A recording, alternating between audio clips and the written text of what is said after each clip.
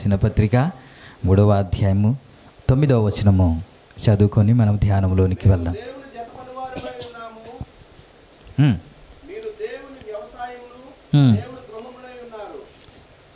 ఈ మాట అందరు కలిసి ఒకేసారి చదువుదామా? అందరు తీసారా?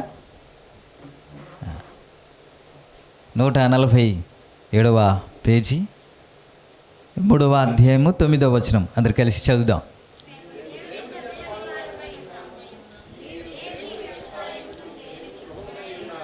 ప్రభు ఈ మాటలు ఆశీర్వదించునుగాక, మనందరితో మాట్లాడునుగాక. వినే చెవులు, గ్రహించగల మనసు మన అందరికీ ప్రభు దయచేయునుగాక. ఆమేన్. 9వ వచనంలో మేము దేవుని జత పని వారమై ఉన్నాము, మీరు దేవుని వ్యవసాయమును దేవుని గృహమునై ఉన్నారు. దేవుని గృహమునై మన ఎవరు సౌండ్ తగ్గకూడదు. మన ఎవరో 16వ వచనంలో ఏమైనా ఉంటుంది, మీరు దేవుని ఆలయమై ఉన్నారనియు దేవుని ఆత్మ మీలో నివసించుచున్నాడనియు మీరు ఎరుగరా అన్నాడు. మనము దేవుని ఆలయము, మనం దేవుని గృహము. స్తోత్రం. దేవుడు నివసించే గృహం. అంతేనా? జాగ్రత్తగా వినండి. సెట్ అయిందా మీకు? ఓకే. అందరినీ అడుగుతున్నాను, మనం దేవుని గృహము కాదా?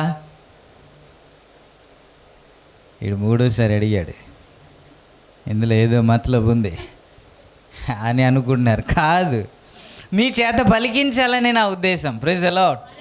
ప్రభునామానికి మహిమ కలుగునుగా.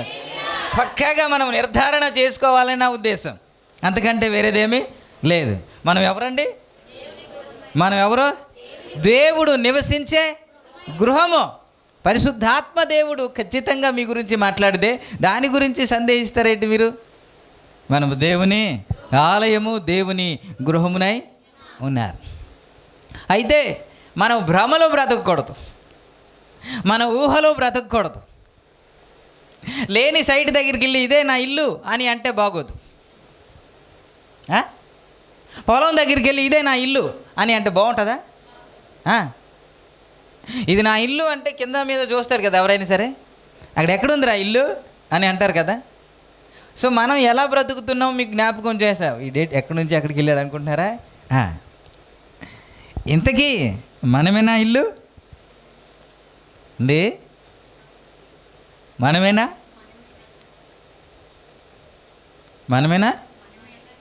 పక్కా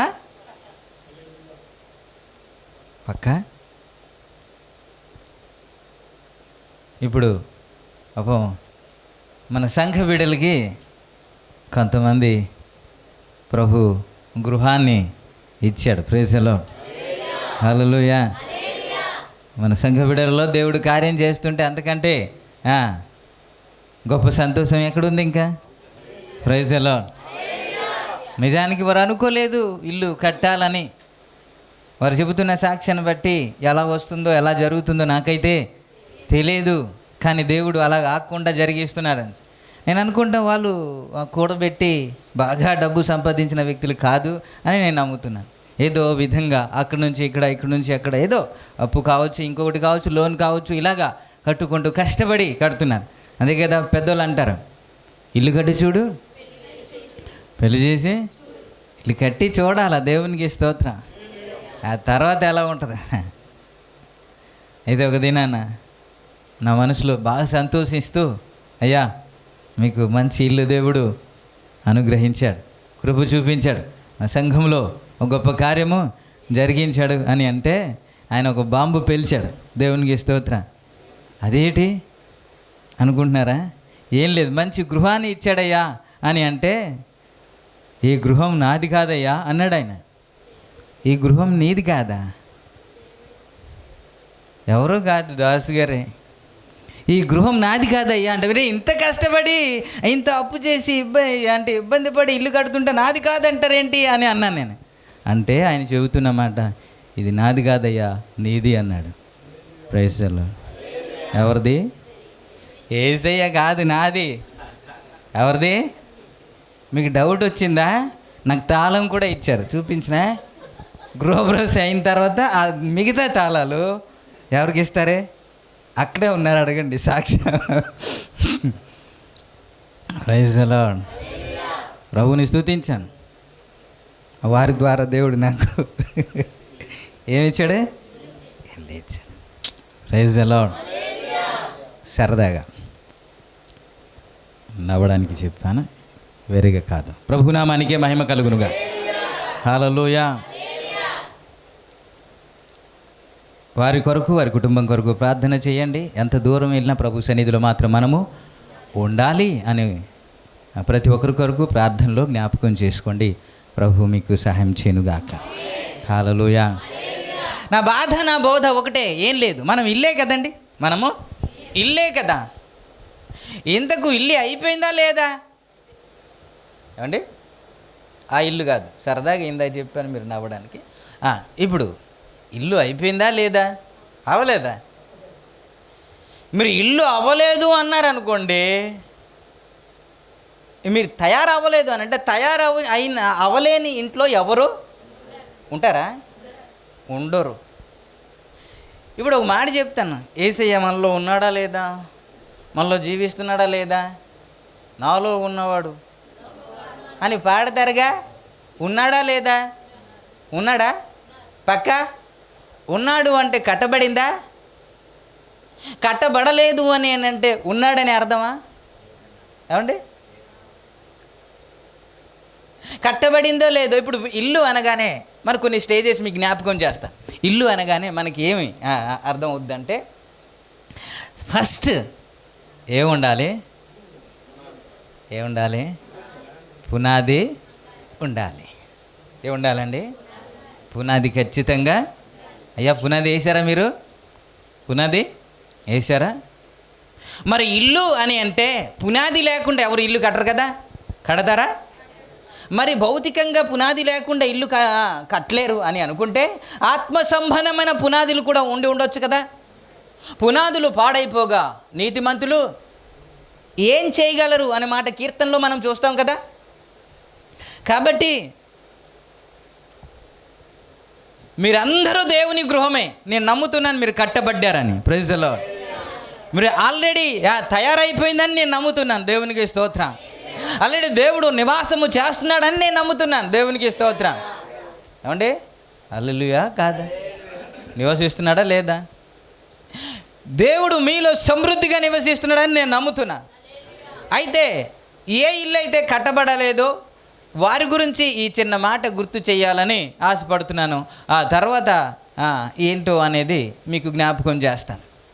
ఇప్పుడు మొట్టమొదటిగా మనం ఇల్లు కట్టాలి అని అంటే పునాది అవసరం. పునాది లేకుండా ఎవరు కట్టలేరు. ఇప్పుడు మీరైతే కట్టబడ్డారు, మీకైతే పునాది ఉంది, మీకైతే గోడలు ఉన్నాయి, మీకైతే రూఫ్ ఉన్నాయి, లేకపోతే స్లాబ్స్ ఉన్నాయి, మీకైతే అవుట్ ఇంటీరియర్ ఎక్స్టీరియర్ మొత్తం అన్నీ ఉన్నాయి. ఎవరైనా వస్తుంది, రండి రండి రండి లోపల పెయింటింగ్ చూడండి అని నేను చూపిస్తున్నారు ఆయన కదా. ఇంటీరియర్ డిజైన్ బాగుంటే చాలా సంతోషం అనిపిస్తుంది. అవుట్ ఎక్స్టీరియర్ బాగుంటే బిల్డింగ్ చాలా అందంగా ఉంటుంది. మరి ఇవన్నీ బిల్డింగ్కి ఉన్నాయి కదా, గృహానికి ఉన్నాయి కదా. ఇవన్నీ మీకు అయిపోయింది, మీరు తయారు చేశారు, చూడముచ్చటగా ఉంది, ప్రభు నివాసము చేస్తున్నాడు మీరే చెప్పారు కాబట్టి నేను నమ్ముతున్నాను దాన్ని. నేను నమ్మొద్దా? నమ్మాలి కదండి, ఖచ్చితంగా నమ్మాలి. నేను నమ్ముతున్నాను. కానీ మీ కొరకు కాకుండా ఎవరైతే కట్టబడలేదో, ఎవరు పునాది అయితే వేయబడలేదో వారి కొరకు ఈ ఆత్మీయ పాఠాన్ని కొద్ది జ్ఞాపకం చేయడానికి ప్రయత్నం చేస్తాను. ఇప్పుడు భౌతికమైన పునాదికి ఏం వేస్తారు? ఏమండి? మట్టి,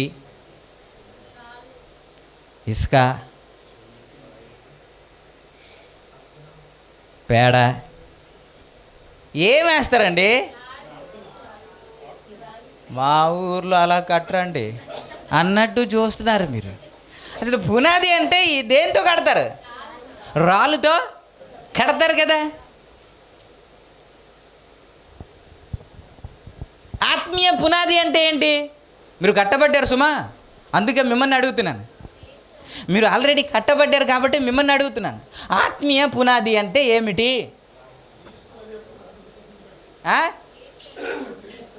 11వ వచనంలో మీరు చదవండి. 11వ వచనం 10-11 చదువుదాం. దేవుడు నాకు అనుగ్రహించిన కృప చొప్పున నేను నేర్పరైన శిల్పకారుని వలె పునాది వేసి తిని మరి ఒకడు దాని మీద కట్టుచున్నాడు. ప్రతివాడు దాని మీద ఎలాగో కట్టుచున్నాడో జాగ్రత్తగా చూచుకొనవలెను. వేయబడినది తప్ప మరి ఒక పునాది ఎవడు వేయనేరడు. ఈ పునాది ఎవరు? ఈ పునాది ఎవరంట?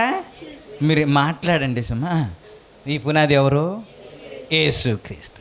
మనకి పునాది పడింది అని అర్థము. యేసుక్రీస్తు అయితే ఆ పునాది అయితే యేసుక్రీస్తుని ముక్కలా చేసి సిమెంటు రాళ్ళు అవన్నీ వేసి వేయడమా? ఈ పునాది యేసే అయితే ఎలా పునాది వేయబడింది అని మనం అర్థం చేసుకుందాం. మీరు కట్టబడ్డారు సుమా. ఆల్రెడీ మీరు ఇల్లు తయారైపోయింది. రేపు మాపు గృహప్రవేశం కూడా ఉంది. మీరు కట్టబడినోలే, మీరు కట్టిన వారే సమాధానం చెప్పకపోతే కట్టబడలేని వారు ఏం సమాధానం చెబుతారు? మీరు ఇందాక చెప్పిన మీ సాక్ష్యమే. మేము కట్టబడ్డాము, ఆల్రెడీ తయారైపోయింది, దేవుడు అందులో నివాసము చేస్తున్నాడు, నో డౌట్ అన్నారు. కాబట్టి మిమ్మల్ని నేను అడుగుతున్నాను, పునాది అని అంటే క్రీస్తే అయితే ఆ పునాది వెయ్యబడింది అని అర్థం ఏమిటి? అయ్యా మీకు పునాది వేశారు కదా, ఎన్ని రాళ్ళతో? ఏమండి? ఒకటే, ఒక 10, ఒక 20, ఒక 30, ఒక 40, ఒక 50, ఒక 100. మరి దానికి ఏం మాట్లాడరే? మీరు కట్టరా? లోడా? 100 కొలది రాళ్ళు కావాలి. ఏసే పునాది అయితే నీకు పునాది వెయ్యబడింది అని దాని అర్థం ఏంటో తెలుసా? యేసయ్య ఎవరో, యేసయ్య ఎవరో నీకు అర్థమైపోవాలి. ఏంటి? యేసయ్య ఎవరో నీకు అర్థమైతే నీ పునాది పడినట్టే. స్తోత్రం. మనకు యేసయ్య అర్థమయ్యాడా? యేసయ్య ఎవరో తెలుసా? ఈ పునాది అని అంటే ఒక్క రాళ్ళతో మనం పునాది వేయలేం కదా. 1000-2000 రాళ్ళు అయితేనే ఒక పునాది అవుతుంది కదా. మరి యేసయ్య గురించి మీకు ఏం తెలుసు? యేసయ్య గురించి మనకేం తెలుసు? ఇందాక పునాది వెయ్యబడింది అన్నాం కదా, దాని మీద గోడలు కూడా కట్టేశారు అన్నాం కదా, గోడ కట్టిన తర్వాత స్లాబ్ కూడా వేసామన్నాం కదా, అందులో ప్రభువే నివాసము చేస్తున్నాడని మనం ఒప్పుకున్నాం కదా. మరి పునాది అని అంటే యేసే అయితే, పునాది అంటే యేసు క్రీస్తు అయితే, మరి యేసయ్య గురించి ఏమర్థం చేసుకున్నారు? మీరు ఏమర్థమైంది? మీరు చెప్పండి. యేసయ్యకి బోల్డ్ పేర్లు ఉన్నాయి కదా, యేసయ్యకి బోల్డ్ గుణగణాలు ఉన్నాయి కదా, అందులో టకటకామని ఒక 20 చెప్పండి. చెప్పండి సార్, ఒక 20 చెప్పండి నిలబడి.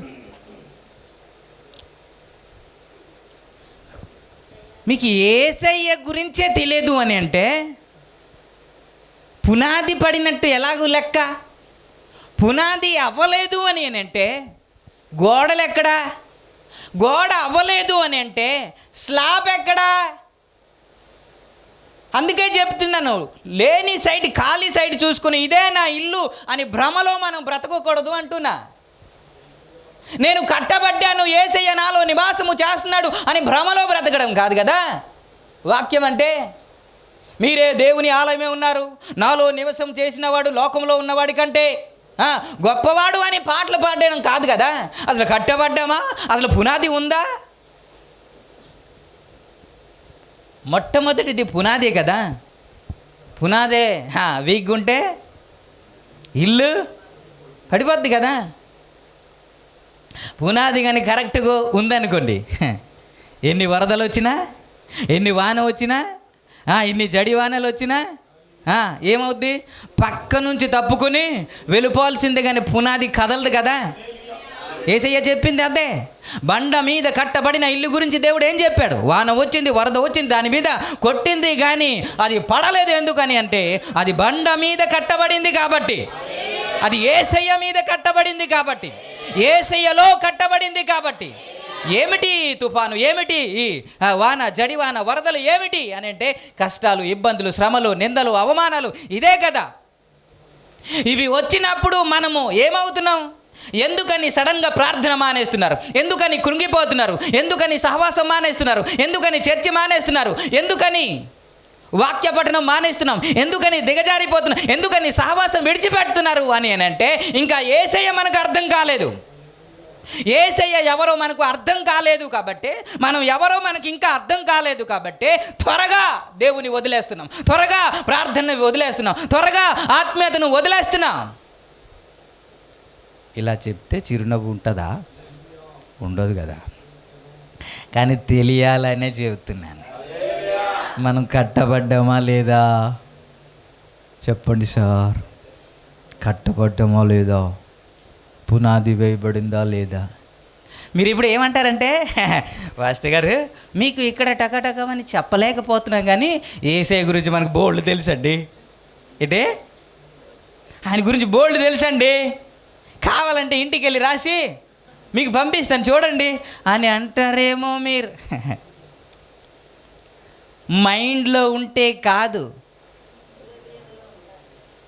మైండ్లో ఉంటే కాదు, జీవితంలో ఉండాలి, అనుభవంలో ఉండాలి. ఆయన ఎవరో నువ్వు అనుభవించి చెప్పాలి. అదే పునాది వేయబడ్డం అంటే. స్తోత్రం. మీకు ఇది అర్థం కాలేదని నాకు తెలుసు. నేను అంటాను, ఒకడు అయ్యా నాకు అన్నీ తెలుసయ్యా, నా మైండ్లో అన్నీ చాలా ఉన్నాయ్యా, నాకు 100 మార్కులు ఇవ్వండి అని అంటే ఇస్తాడా? ఏమంటాడు? ఎగ్జామ్ రావయ్యా, రాయి అంటాడు. ఏం రాయమంటాడు? నీకు మైండ్లో ఎంత ఉంటే ఎవడు కావాలా? యేసయ్య గురించి ఎన్ని తెలిస్తే ఎవడు కావాలా? ఎగ్జామ్ అంటూ ఉంది కదా, ఆ ఎగ్జామ్లో రాస్తే, ఆ ఎగ్జామ్లో పాస్ అయితే నీకు మార్కు ఏంటో అనేది తెలుస్తుంది. తెలుసా లేదా? ఆయన ఎవరో, ఆయన ఎవరో తెలుసా లేదా? ఈరోజు ఎందుకు కుటుంబాలు కూలిపోతున్నాయి తెలుసా? ఎందుకు కుటుంబాలు విడిపోతున్నారు తెలుసా? భార్య భర్తలకి అర్థం తెలియక, భార్యను అర్థం చేసుకోలేని భర్త, భర్తను అర్థం చేసుకోలేని భార్య ఉన్నారు కాబట్టి వారు త్వరగా విడిపోతున్నారు. ప్రభు నిర్ణయం ఏంటో, నీ పట్ల ఉన్న సంకల్పం ఏంటో వారికి తెలియదు కాబట్టి తొందరపాటు నిర్ణయం తీసుకుంటున్నారు. ఈరోజు గొడవలకి కారణం ఏంటంటే, నా భర్త నాకు తెలుసు అని నువ్వు హృదయపూర్వకంగా నువ్వు అర్థం చేసుకుంటే ఎవడు ఏం చెప్పినా సరే. ఇప్పుడు ఒక్క మాట చెప్తానే, మీ ఎవరినైనా అంటే బాధపడతారనేసి నేను దాస్కి ఎగ్జాంపుల్ చెప్తాను. నేను గౌరీ దగ్గరికి వెళ్ళాను. అమ్మా నీకు తెలుసా ఒక అమ్మాయిని ఎక్కించుకుని వెళ్తున్నాడు అని నేను గౌరీకి చెప్పాను అనుకుందాం. నమ్ముతుందా? పాస్టర్ గారు అతడికి అంత సీన్ లేదు పాస్టర్ గారు అంట కదా. ఎందుకని? అతను ఎవరో, అతను ఎలా బ్రతుకుతాడో, తన పరిస్థితి ఏంటో, తన క్యారెక్టర్ ఏంటో అన్నీ తెలుసు కాబట్టి ఎవడేం చెప్పినా సరే ఇంకా నువ్వు అర్థం చేసుకుంటే భర్తను ఎవడు చెప్పినా అంటారు కదా, పుల్లలు పెడతారు అంటారు కదా, ఎవరు పెట్టినా సరే అది వెలగదు. దేవునికి స్తోత్రం. అర్థం అవ్వలేదు కాబట్టి నిజమా వదినా, మా ఆయన నిజంగా కనబడ్డాడు వదినా అనేసి స్టార్ట్ అవుతుంది. నిజమా అన్నదంటే సాయంత్రం ఉంటుంది. దేవునికి స్తోత్రం. పాకిస్తాన్, ఇండియా. నేను ఒక మాట మీకు జ్ఞాపకం చేశాను, రండి. అందుకే ప్రేయర్ సెల్కి రండి, మంచి మంచి మాటలు గుర్తు చేస్తున్నాం కదా. అక్కడికి వస్తే మీరు దీవించబడతారు, అక్కడికి వస్తే మీరు దీవించబడతారు. నేను లక్ష్యవరం జ్ఞాపకం చేస్తూ ఏమన్నానంటే, కొంతమంది ఇలా అంటూ ఉంటారు, నేను ఆయనతో ఉండలేనండి, ఆవిడతో నేను ఉండలేనండి అని అంటూ ఉంటారు. ఓకే, వదిలేస్తారో ఉంటారు, అది మీ ఇష్టం. కానీ మరలా గుర్తు చేస్తున్న చిన్న మాట. భార్య ఎవరంట? 128వ కీర్తనలో 3వ మాటలో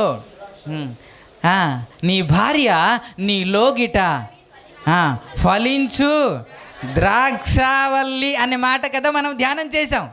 కొంతమంది వినలేదు కాబట్టి గుర్తు చేస్తున్నాను. ద్రాక్షావల్లి ఎవరు? భార్య. ద్రాక్షావల్లి అంటే ఆ వల్లి అని అంటే అది పాదు అని కదా. అది కొబ్బరి చెట్టులాగా ఉండదు, తాడి చెట్టులా ఉండదు, రావి చెట్టులా ఉండదు, ఇంకోలాగా ఉంది. అది ఏంటిది? పాదు. ఆ పాదు వేయకముందే ఏం చేస్తారు? కర్ర కాదు, అది పందిరి కడతారు. ఏం కడతారండి? పందిరి కడతారండి.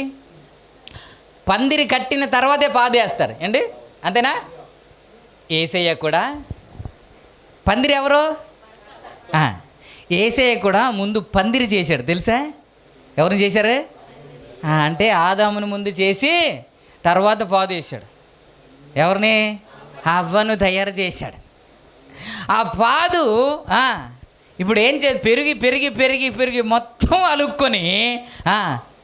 అల్లుకొని ఏమవుద్దంటే పచ్చగా చక్కటి నీడ ఇచ్చేగా ఉంటుంది కదా. అందరూ దాని క్రింద ఉంటారు కదా. ఉంటారా? అందరూ దాని క్రింద భలేగుంది అంటారు, భలేగుంది అంటారు, దాన్ని పొగుడుతూ ఉంటారు. దేని బట్టి తెలుసా? ఆ పందిరి ఉంది కాబట్టి. ఆ పందిరే తీసామనుకోండి, ఇది ఎక్కడ ఉంటుంది? నేల మీద ఉంటుంది. మనుషులు ఎక్కడ ఉంటారు ఇప్పుడు? దానిపైన ఉంటారు. ఎవరి పాదాల దగ్గర ఉంటుంది అది? ఇప్పుడు ఈ పాదుకి ఏది ఘనత? వీళ్ళు అంటారు ఆయనతో నేను ఉండలేనండి. ఉండొద్దు, దేవునికి స్తోత్రం. ఆయనే నీకు సపోర్ట్. Praise the lord. ఆయన ఉంటేనే నీకు ఘనత, నీకు గౌరవం, నిన్ను పొగుడతారు, నువ్వు తలగా ఉంటావు. ఆయనే లేకపోతే ఇంకా నేల ఏంటి? నేల. స్తోత్రం. తొక్కుకుంటూ వెళ్తూ ఉంటారు. అందుకే భర్త వదిలేసిన స్త్రీకైనా, భార్య విడిచిపెట్టిన భర్తకైనా చిన్న చూపు చూస్తారు. దేనికంటే దీనికే.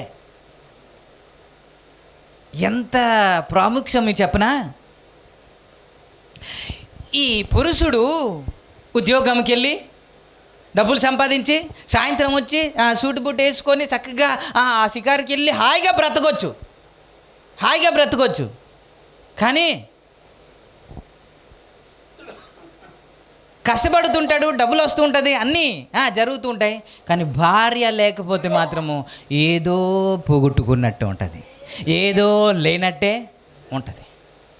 ఈ స్త్రీలకి కూడా 18-20 దాటగానే సంబంధం రాలేదా, ఇంకా చేయలేదా మీ పాపకి అంటూ ఉంటారు కదా.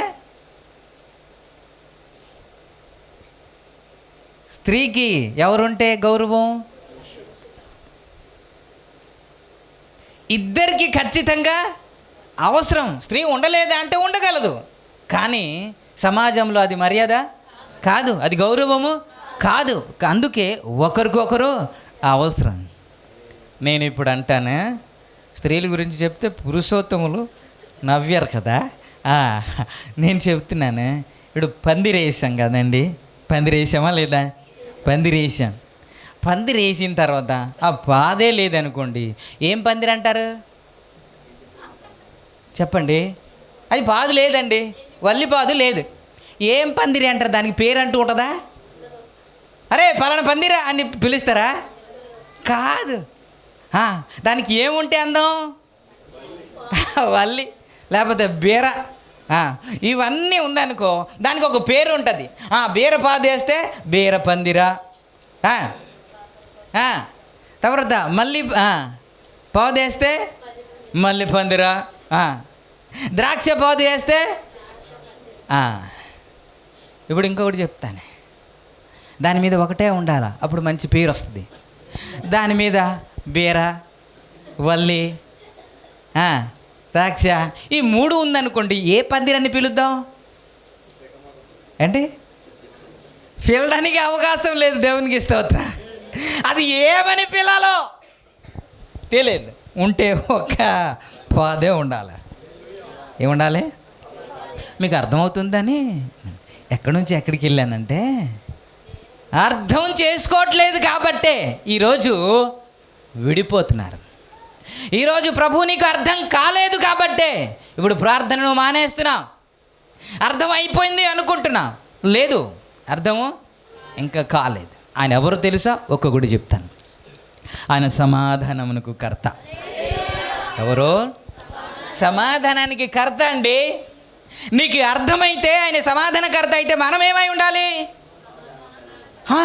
మనం కూడా మత్తయి సువార్త 5వ అధ్యాయంలో ఏమని ఉంటుంది? సమాధానపరచు వారు ధన్యులు, వారు దేవుని కుమారులు అనబడుదురు అన్నమాట ఉంటుంది కదా.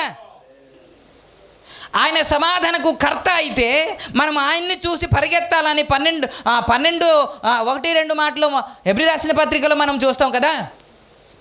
ఇంత గొప్ప సాక్షి సమూహము మనలను ఆవరించునందున మనము కూడా ప్రతి పాపమును సులువుగా చిక్కులు పట్టే విశ్వాసమునకు కర్తయు దాని కొనసాగించువాడునైనా యేసు వైపు చూచుచు మన ఎదుట ఉంచబడిన పందెములో ఓపికతో ఎవరి వైపు చూడాలి? ఆయన వైపు చూస్తూ మనం వెళ్ళాలి. సమాధానకర్తకు దేవుని వైపు చూస్తూ మనం వెళ్ళాలి. ఎఫెసీయులకు రాసిన పత్రిక 4వ అధ్యాయం 1-2 మాటల్లో సమాధానమన బంధము చేత ఆత్మ కలిగించు ఐక్యమును కాపాడుకొనుట యందు శ్రద్ధ కలిగిన వారై ప్రేమతో ఒకనినొకడు అనట్లేదు. ఇంకా ఏం చేయాలి? ఇవన్నీ ఏం చెబుతున్నాను అని అంటే, ఆయన ఎవరు? సమాధానకర్త. అంటే నీవు నేను కూడా సమాధానకర్తగా ఉండాలి, లేకపోతే సమాధాన పరిచేవారుగా ఉండాలి. దేవునికి స్తోత్రం. హల్లెలూయా. చంపిన వాడికే శిక్ష ఉంటుంది, ప్రోత్సహించే వాడికి కూడా లేదా? గొడవ చేసిన వాడికి శిక్ష ఉంటుంది, గొడవకు ప్రేరేపించిన వాడిని కూడా ఉంటుందా లేదా? ఖచ్చితంగా ఉంటాయి. ఈ సమాధానం గురించి ఆలోచిస్తే దీనికి పరీక్ష వస్తుందా రాదా? నువ్వు సమాధానంగా ఉంటున్నావా లేదా అని పరీక్ష వస్తుందా లేదా? టెస్ట్ చెయ్యాలి కదా. నువ్వు ఎంత ఓపికతో ఉన్నావు అనేది, ఎంత సమాధానంగా ఉన్నావని, అందరితో ఐక్యత కలిగి ఉన్నావని అది వస్తుందా రాదా? అప్పుడు కదా బయటికి వస్తుంది. నాకు బాగా తెలుసండి ఆయన సమాధానకర్త అని అంటే కుదరదు కదా. ఆ పరీక్ష వచ్చినప్పుడు నువ్వు సమాధానముగా ఉండగలుగుతున్నావా లేదా పాస్ అయితేనే కదా ఆయన అర్థమైనట్టు. Praise the lord. అంతే కాదా? ఇప్పుడు సమాధానంగా టెస్ట్ రావాలంటే ఏం చేయాలి? రవిని ఖచ్చితంగా తిట్టాలి. ఏం చేయాలి? ఖచ్చితంగా తిడితే ఈడు ఓపిక ఏంటో బయటికి వస్తుంది. దేవునికి స్తోత్రం. ఇప్పుడు మైక్ పట్టుకొని మాట్లాడుతున్నాడు కదా, తర్వాత తెలుస్తుంది. లోపల ఇంకొకడు ఉంటాడు కదా, ఆడు బయటికి వస్తే చూడాలి యేసు రక్తమే చేయి. Praise the lord. Hallelujah, hallelujah. మనకు అన్నీ అర్థమైపోయింది అనుకుంటా, కానీ ఇంకా చాలా అర్థం కాలేదు. యేసయ్య గురించి ఇంకా అర్థం కాలేదు. కష్టం వచ్చినప్పుడు, నష్టం వచ్చినప్పుడు నీ చిరునవ్వు చెదరకూడదు. ఏంటి? నీ చిరునవ్వు చెదరకూడదు. ఎందుకని? 91వ కీర్తనలో 15 మాటలో చివరి లైన్లో, శ్రమలో నేను అతనికి తోడై ఉంటాను అని ఎవరు చెప్పారు? దేవుడే చెప్పాడు. కాబట్టి శ్రమ వచ్చినప్పుడు, కష్టం వచ్చినప్పుడు నీ చిరునవ్వు చెదరకూడదు. దేవునికి స్తోత్రం. ఏంటి? చిరునవ్వు చెదరకూడదు. మత్తయి సువార్త 5వ అధ్యాయం తీస్తారా?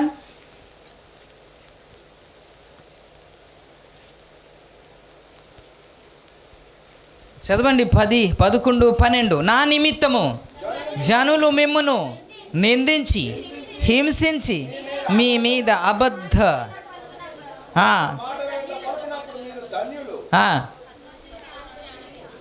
ఏం చెయ్యాలా? ఎటు చెయ్యాలా? ఎప్పుడు మాట్లాడండి. ఎప్పుడు ఎవరైనా తిట్టినప్పుడు నేను చెప్పానా యేసయ్య చెప్పాడా? యేసయ్య చెప్పిన మాట. అప్పుడంట మీరు ధన్యులు, మీ ఫలము అధికమగును అన్నాడు. మనం ఊరుకుంటాం ఏంటి? ఊరుకోవద్దు, నువ్వు తగ్గొద్దు, నువ్వు చేతకాని వాడైపోతావు అని పక్కనే చెప్తుంటే మనం ఊరుకుంటామా? దేవునికి స్తోత్రం. మనుషులకు చేతకాని వాడుగా కనబడినా పర్వాలేదు, నా దేవుని దృష్టికి మాత్రం మీకు విలువైన వారుగా ఉండాలి. స్తోత్రం. మనుషులు పొగడకపోయినా పర్వాలేదు, కానీ నా దేవుడు మిమ్మల్ని పొగడాలి. మనుషులు దీవించకపోయినా పర్వాలేదు, కానీ నా దేవుడు మిమ్మల్ని దీవించాలి. మనం మనుషుల కొరకు ఏదో చేయడం ఎందుకండి? వాళ్ళు ఏమంటే అనండి, యేసయ్య ఏం చెప్పాడో అదే మనము చెయ్యాలి. మరి ఇలాంటి సంఘటన జరిగినప్పుడు, ఇలాంటి పరిస్థితి నువ్వు ఎదుర్కొన్నప్పుడు, ఎవడైనా నిన్ను తిట్టినప్పుడు, ఎవడైనా నిన్ను కొట్టినప్పుడు, ఎవడైనా నిన్ను అవమానకరంగా మాట్లాడినప్పుడు, అది నిన్ను కావచ్చు, నీ బిడ్డలు కావచ్చు, ఎవరికైనా అలా మాట్లాడినప్పుడు నీ చిరునవ్వు చెదరకూడదు కదా. ఎందుకని? శ్రమలో నాకు తోడై ఉంటానని చెప్పాడు ఆయన. నా నిమిత్తం నీకు శ్రమ వస్తుందని దేవుడు చెప్పాడు. ఇది అర్థం చేసుకుంటే మన తొందరపాటు నిర్ణయం మనము తీసుకోము. ఇది అర్థం చేసుకుంటే మన చిరునవ్వు చెదరదు. ఇంకా మీరు చూడండి, అపొస్తలుల కార్యం 5వ అధ్యాయంలో, అపొస్తలుల కార్యం 5వ అధ్యాయంలో,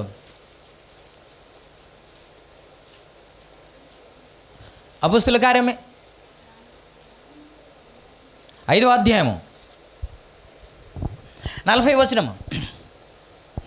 వారు తన మాటకు సమ్మతించి అపొస్తలులను పిలిపించి కొట్టించి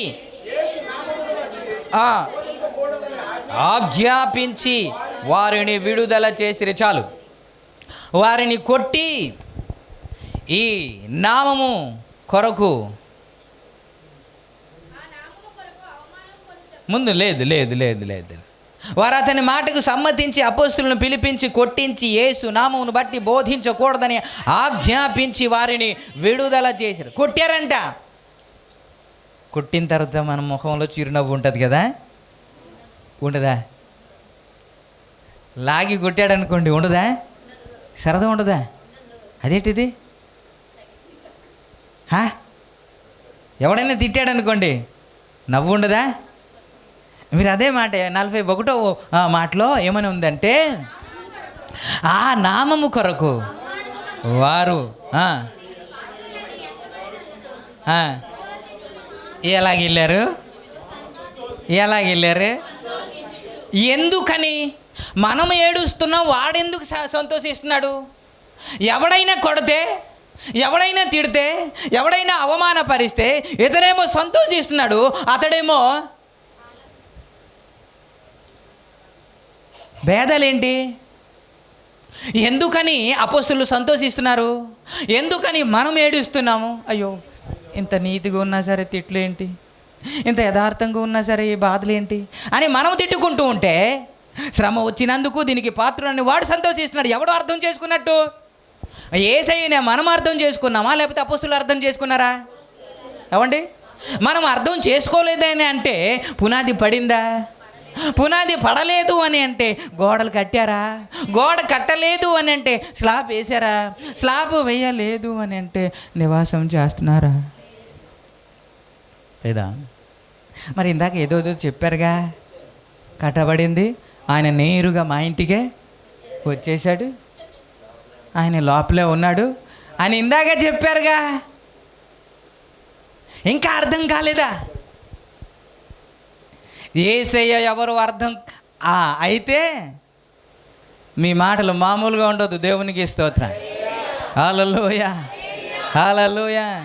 ఇప్పుడు మీకు తెలిసిన మాట జ్ఞాపకం చేస్తాను. ఈ ముగ్గురిని కట్టిపడేశారంట. ఈ ముగ్గురిని కట్టిపడేసి అగ్నిలో వేసేద్దామని వెళ్తూ ఉంటే వారి మాటలు విన్నారా?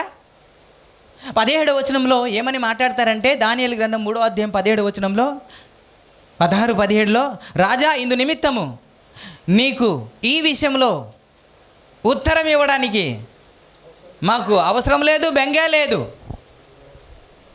ఈ మండుచున్న వెడిమిగల అగ్నిగుండములో నుండి రక్షించడానికి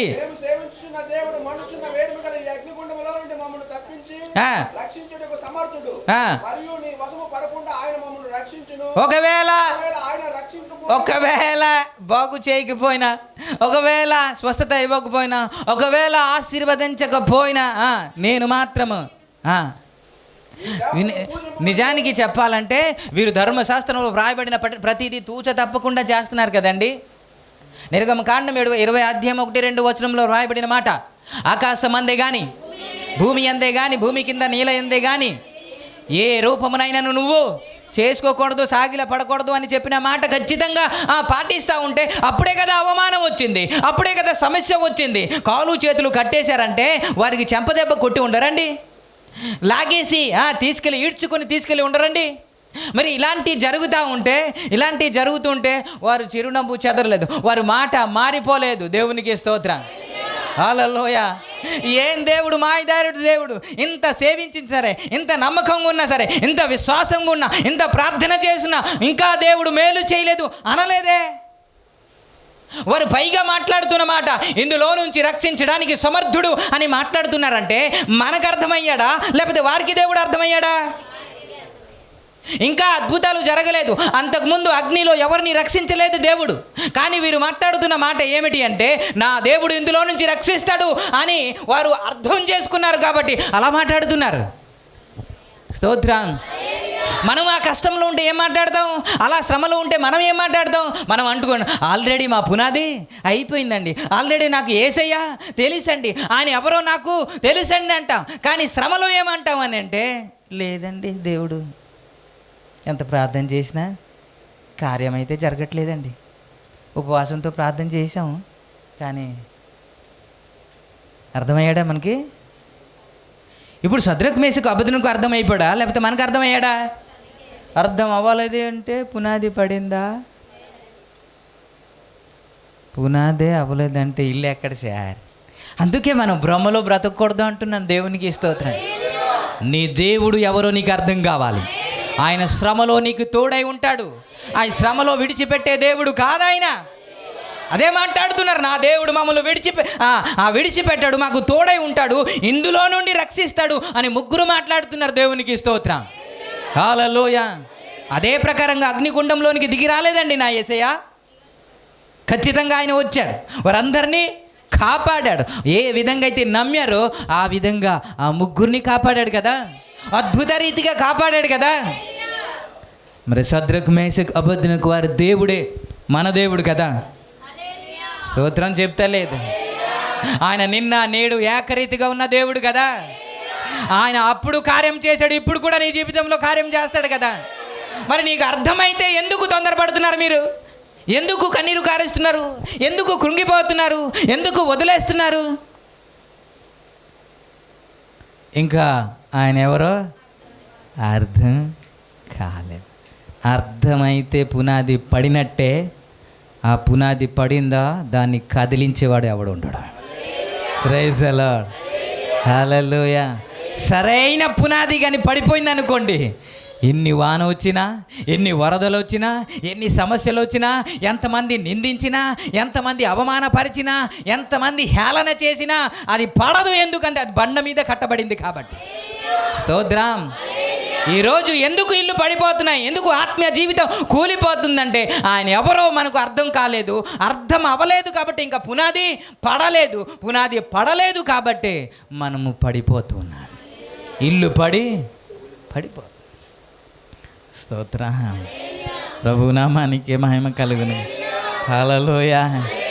కష్టాలు వచ్చాయినండి, అందరూ ఒకటైపోయారండి, శత్రువులు వచ్చేసారండి, చుట్టుముట్టేశారు. శిశువు లేచాడంట. 2 రాజుల 6వ అధ్యాయంలో లేచాడంట. 15వ వచనంలో ఆయన చూసి, అయ్యో దైవజనుడా, అతని పనివాడు పెందలకడ లేచి ఆ, బయటకు వచ్చినప్పుడు ఆ, గుర్రములను రథములను గల సైన్యములు పట్టణములను చుట్టుకొని ఆ, కనబడెను. ఆ, అంతటా అతని పనివాడు, అయ్యా ఆ, నా ఏలినవాడా, ఆ, మనం ఏమి చేయదుమని ఆ దైవజనుడితో అనగా, ఆ, భయపడవద్దు, ఆ, మన పక్షమున ఉన్నవాడు వారికంటే మన పక్షముననున్నవాడు వారికంటే అధికులై ఉన్నారని చెప్పి, ఎవరికంటే?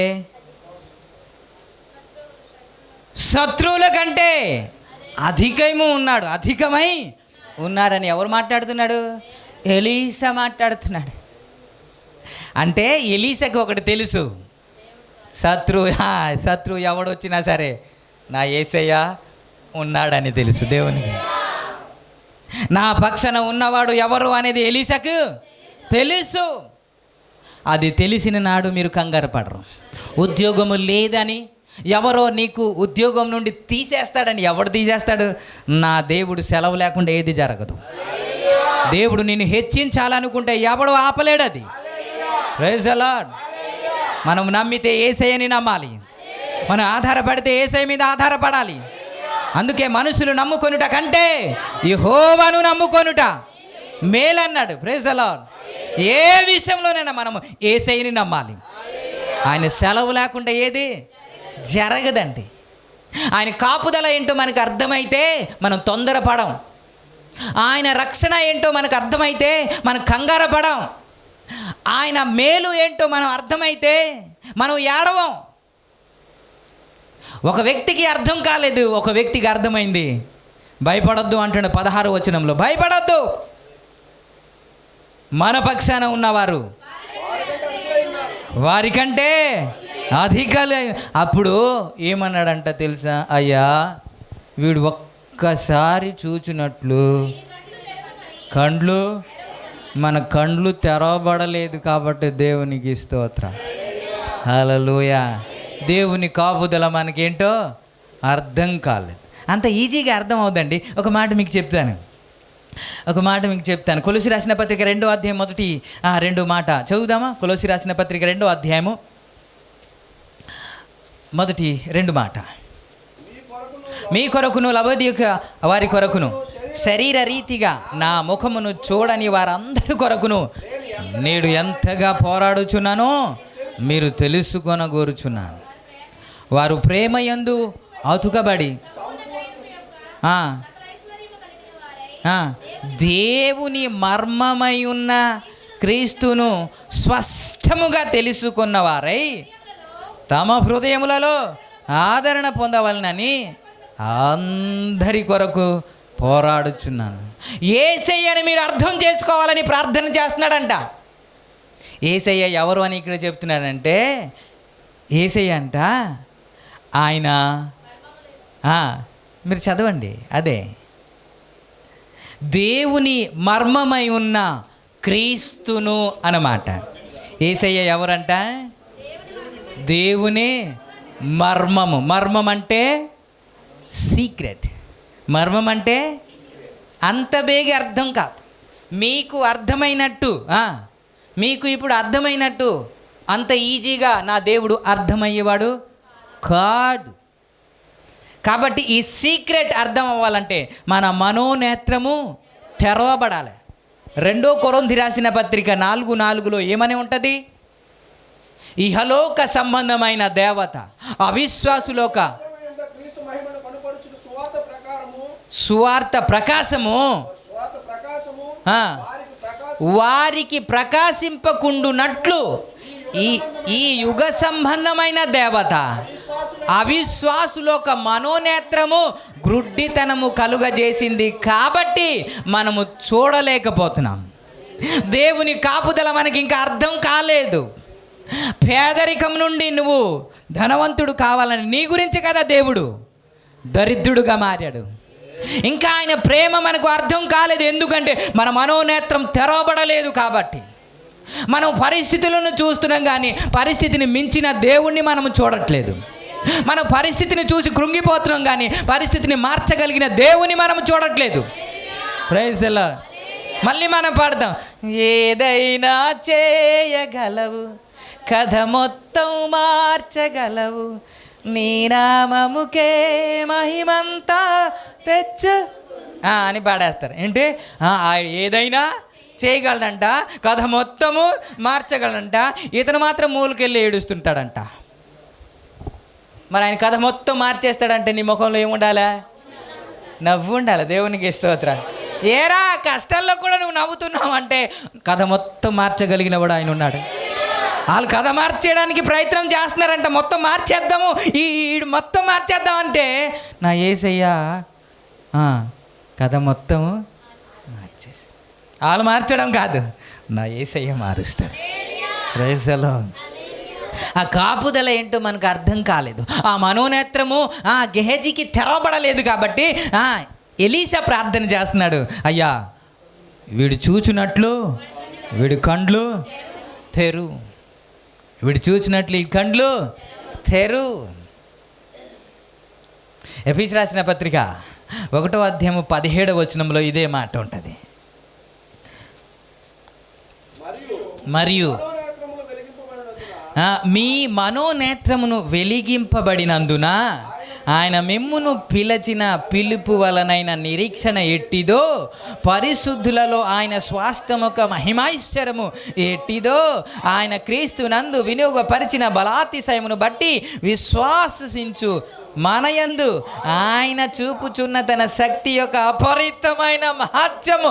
అబ్బబ్బబ్బబ్బబ్బా, ట్రాన్స్లేట్ తెలుగులో ఎన్ని అద్భుతమైన పదాలు రాశాడు. అది మనకు అర్థం అవ్వాలంటే, ఆయన పిలుపు అర్థం అవ్వాలంటే, ఆయన ప్రేమ అర్థం అవ్వాలంటే, ఆయన ఏం చేయగలడు అర్థం అవ్వాలంటే మన మనోనేత్రము తెరవబడాలి. మనం ప్రార్థన చేస్తే దేని కొరకు ప్రార్థన చేయాలి? దావీదు ప్రార్థన, నీ ధర్మశాస్త్రమందు ఆశ్చర్యకరమైన సంగతులను నేను చూచునట్లు నా కనులు తెరుము అని ప్రార్థన చే. ఆయన కనులు తెరవకుండా మనకు బైబిల్ అర్థం కాదు. ఆయన కనులు తెరవకుండా యేసయ్య మనకు అర్థం కాడు. కొంతమంది అంటారు, నా భార్య ఇప్పటికీ నాకు అర్థం కాలేదండి, నా భర్త ఇప్పటికీ నాకు, మా అత్త ఇప్పటికీ నాకు అంటే నిజమే. మనుషులే మనకి అర్థం కాకపోతే దేవుడు అంత ఈజీగా అర్థమైపోతాడండి. మీరు ఇందాక అర్థమైపోయాడండి, మాకు పునాది వేసామండి, గోడ కూడా కట్టేసామండి బుధవారము అని మీరు ఫీల్ అయిపోతున్నారు. దేవునికి స్తోత్రం. ఇంకా పడలేదు. Praise the lord. కంగారు పడుతున్నామంటే ఆయన కాపుదల మనకు అర్థమైందా? అర్థము కాలేదు సార్. రోమీయులకు రాసిన పత్రిక 4వ అధ్యాయం 17వ వచనంలో అబ్రాహాం మాట్లాడిన మాట పౌలు రాస్తున్నాడు. తనకి ఏమర్థమైందంట? తాను విశ్వసించిన దేవుని ఎదుట అనగా మృతులను సహితము సజీవునిగా చేయువాడును, లేని వాటిని ఉన్న వాటిగా పిలిచే. దేవునికి స్తోత్రం చెప్దాం అందరు కలిసి, మంచోళ్ళందరూ కలిసి అందరు గట్టిగా చెబుదాం హల్లెలూయా. ఆయన లేని వాటిని ఉన్న వాటిగా చేసే దేవుడు. ఆయన పరిస్థితిని మార్చగలిగిన దేవుడు. ఆయన మృతులను సహితం సజీవులుగా పిలిచే దేవుడు. ఆయన నీకు అర్థమైతే నువ్వు తొందరపడవు, నీకు అర్థమైతే నువ్వు కంగారు పడవు, నీకు అర్థమైతే నువ్వు ఏడవో. ఇంకా ఎందుకు ఏడుస్తున్నావంటే నీ తండ్రి ఎవరో నీకు అర్థం కాలేదు. నీ తండ్రి ఎవరో నీకు అర్థం, నువ్వు సేవిస్తున్న దేవుడు ఎవరో నీకు అర్థం కాలేదు. ఇంకా నువ్వు ఆరాధిస్తున్న దేవుడు ఎవరో నీకు అర్థం కాలేదు. ఇంకా అందుకే కంగారు పడిపోతున్నాం. స్తోత్రం. దైవ సేవకులకు ఎందుకు తెలుసా? వారికి సమస్య ఉంటాయి, కష్టాలు ఉంటాయి, ఇబ్బందులు ఉంటాయి. పరిచర్యలో ఉన్నవారు అందరికీ ఇవి ఉంటాయి. కానీ ఎందుకు ధైర్యంగా ఉంటారు తెలుసా? వారికి ఒకటే ఒక నమ్మకం, మా పక్షాన ఉన్నవాడు గొప్పవాడు, మా పక్షాన ఉన్నవాడు అధికుడు. Praise the lord. ఇదే ధైర్యంతో ముందుకు వెళ్ళిపోతూ ఉంటారు. వాళ్ళకి ఏమైనా డబ్బు ఉంటాయా, ధనం ఉందా, ఏముందా అంటే ఏముండదు. ఆయన మీద ఆధారపడి ముందుకు వెళ్ళిపోతుంటారు. దేవునికి ఇస్తారు. హల్లెలూయా. ఆయన ఇచ్చాడు పరిచర్య, ఆయనే జరిగిస్తాడు అని ఆయన మీద భారం మోపి వెళ్ళిపోతూ ఉంటారు. అంతే, అన్ని సక్రమంగా దేవుడు నడిపించేస్తాడు. మనమే వాళ్ళ దగ్గరికి వెళ్తాం, వీళ్ళ దగ్గరికి వెళ్తాం, వాళ్ళ మీద ఆధారపడతాం, వీళ్ళ మీద ఆధారపడతాం, కానీ దేవుని మీద మాత్రము ఎందుకని అంటే మనకు అర్థం కాలేదు. ఆయన ఇంకా దేవునికి స్తోత్రం. అర్థమైతే ఇక్కడే నిలబడి ఎలా అని అన్నా సరే ఇక్కడే ఉంటాం, నేను ఇక్కడే ఉంటాను. ఎలీసాకి ఏలియా అంటున్నాడు, నువ్వు రావద్దు, దేవుడు నాకు అక్కడ వెళ్ళమని చెప్తున్నాడు అని అంటే, నీ తోడు, నీ జీవము తోడు, యెహోవా జీవము తోడు, నేను నిన్ను విడవను అంటాడు. నాకు ఎరుకోకు వెళ్ళమని చెప్తున్నాడు, నాకు యోర్ధానికి వెళ్ళమని చెప్తున్నాడు అని అంటే ఉండిపోవాలి కదా, ఉండిపోలేదు. ఎందుకని? అక్కడ ఉంటేనే అభిషేకం ఉంటుంది, అక్కడ ఉంటేనే నిత్య జీవము ఉంటుంది, అతనితో ఉంటేనే ఆశీర్వాదం ఉంటుంది అని తెలిసినప్పుడు ఇంకా ఏలియాకి వదలట్లేదు ఎలీసా. దేవునికి స్తోత్రం. ఇప్పుడు నేను అంటాను, యేసయ్య తప్ప వేరొక ఆధారం లేదని నీకు అర్థమైతే యేసయ్య కాలు పట్టుకోవడం తప్ప ఇంకోటి లేదు కదా. ఎల్లు, నిన్ను ఆశీర్వదించను అని యాకోబును అంటూ ఉంటే యాకోబు కాలు పట్టుకొని ఇంకా వదలకుండా రాత్రి అంతా ప్రార్థన చేయలేదా? ఎందుకని అంటే యాకోబుకు అర్థమైపోయింది, ఆయన తప్ప వేరొక ఆధారం లేదు, ఆయనే నాకు మరణం నుండి తప్పించేవాడు, ఆయనే నాకు నిత్య జీవాన్ని ఇచ్చేవాడు, ఆయనే మార్గము, ఆయనే సత్యము, ఆయనే జీవము అన్న తర్వాత ఆయన కాలు పట్టుకొని ఇంకా వదలట్లేదు. నన్ను ఆశీర్వదిస్తేనే కానీ నిన్ను విడిచిపెట్టనని. ప్రైజ్ ది లార్డ్, హల్లెలూయా. నేను అంటాను, యేసయ్య కాలు పట్టుకున్నవారు మనుషులు కాలు పట్టుకోరు. మనుషులు కాలు, యేసయ్య దగ్గర తల దించినవాడు ఎవడి దగ్గర తల దించాడు. యేసయ్య దగ్గర వంగని వాడందరూ అందరి దగ్గరికి వెళ్ళి వంగుతూ ఉంటారు. ఇక్కడ వంగితే అక్కడ వంగారా. Praise the lord. మొర్దెకై చెబుతున్న మాట, నేను యేసయ్యకే నమస్కారం చేయాలి, యేసయ్య ఎదుట నేను వంగాలి, ఎవరు ఎదుట నేను వంగను అని అంటే ఏదోదో ప్లాన్ చేశాడు ఉద్యోగంలో, వీడిని తీసేయాలా, వీడు క్రైస్తవుడు, వీడు యూదుడు అని ప్లాన్ చేసి తీసేద్దాం అనుకుంటే ఆఖరికి ఆడే చచ్చాడు. పెద్ద 50 అడుగుల ఎత్తు ఒక కర్ర చేసి అందులో ఉరి తీసేద్దాం మొర్దెకైకి అని తయారు చేసి రాజు దగ్గరికి వెళ్ళి అడగడానికి వెళ్ళాడంట. అదే కర్ర మీద ఉరి తీసేటట్టు నా దేవుడు మార్చేశాడు. ఏ నీళ్ళైతే వీళ్ళకి మార్గము చూపించిందో అదే నీటిలో ఐగుప్తు ప్రజలందరినీ చంపేయలేదండి. మరి ఎందుకు నీ కంగారు? ఇవన్నీ నీకు గుర్తుకొస్తే కంగారు పడకూడదు. నా దేవుడు నా పక్షాన ఉన్నాడు, ఆయన కార్యము చేస్తాడు, ఆయన ఏదైనా చేయగలడు. ఆయన అర్థమైతే మనం కంగారు పడం. ఇప్పుడు చెప్పండి, మనకు యేసయ్య అర్థమైపోయాడా? అవండి, అర్థం అవ్వలేదు. అర్థం అవ్వలేదంటే పునాది పడలేదండి. పునాది పడలేదంటే ఇంకా పక్కనే 2 ఇల్లులు ఉన్నాయి, పునాది వేసుకుని రెడీగా ఉన్నాయి. దేవునికి స్తోత్రం. దాన్ని చూసి ఇదే మా ఇల్లు అని అనుకోవడం తప్ప ఇంకోటి లేదు కదా. ఓకే, దేవునికి స్తోత్రం. ప్రభు ఈ మాటలు ఆశీర్వదించును గాక. కళ్ళు మూసుకుందాం.